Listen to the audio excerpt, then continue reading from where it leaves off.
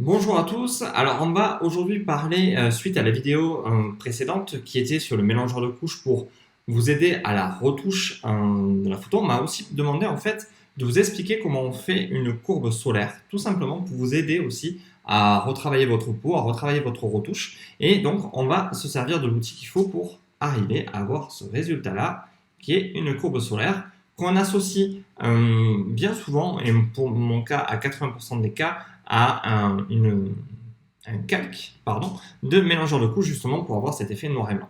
Mais on peut aussi le travailler tout simplement sans le calque noir et blanc, mais ça dépend de votre méthode de travail. Donc voilà ce qui va se passer et comment on réalise une courbe. On va repartir à zéro. Je vais aller chercher l'outil courbe et je vais dans un premier temps tout simplement commencer à créer des vagues en fait sur chaque point. Donc on va en chercher un en haut, en chercher un en bas.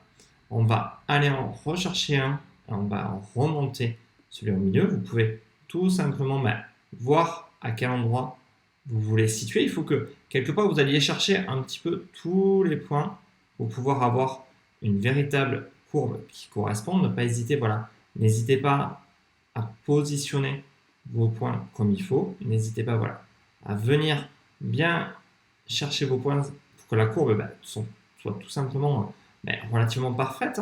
Après, c'est à vous de l'équilibrer. Vous pouvez décider, par exemple, que à ce niveau-là, vous voulez rajouter un petit point, que vous avez besoin d'aller rééquilibrer en fait votre outil. Quelque part, ça se règle un petit peu selon le besoin, selon ce que l'on cherche faire apparaître. Si vous regardez par exemple celle-ci, je n'ai créé que 4 points au milieu. C'est à vous de choisir quelle courbe solaire vous voulez et comment vous voulez l'équilibrer. Il suffit tout simplement, je vous dis, de partir d'un point, de le positionner, d'aller positionner un point en bas, un autre point au milieu en haut, un autre point au milieu en bas, un autre point au milieu là, de revenir au bon endroit et on est très très bien. Donc, on a ce type de courbe solaire par exemple qui peut être très pratique pour faire apparaître des différences. Vous pouvez l'associer au mélangeur de couches. On voit apparaître les défauts dans certaines parties qu'on ne les voyait pas avant, donc ça peut être relativement pratique.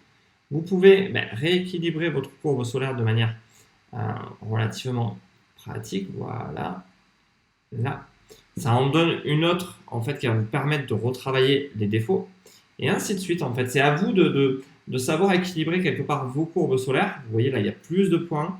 Là, il y a moins de points, mais le résultat en fait, c'est à vous de le trouver pour faire vos retouches. Et ça va vous permettre, quand on l'associe au mélangeur de couches, de zoomer et de voir par exemple qu'il y a un petit défaut ici et de pouvoir faire soit du dodge and burn, soit faire carrément de la correction de défaut pour pouvoir avoir quelque chose de plus pertinent. Donc ça, c'était mes deux petites vidéos sur les check layers, ce qu'on appelle en fait des calques d'aide à la correction, qui sont relativement pratiques et je vous invite vraiment à les tester, à trouver vos propres réglages et on peut dire vos propres étalonnages pour pouvoir justement vous en servir. J'espère que cette petite vidéo vous a plu dans cette série un outil de Photoshop. Je vous invite à partager et à liker cette vidéo. Je vous invite à mettre un petit pouce bleu, à vous abonner si ce n'est pas encore fait et à activer la cloche pour recevoir toutes les notifications. Sur ce, je vous remercie, je vous dis à bientôt et je vous dis au revoir.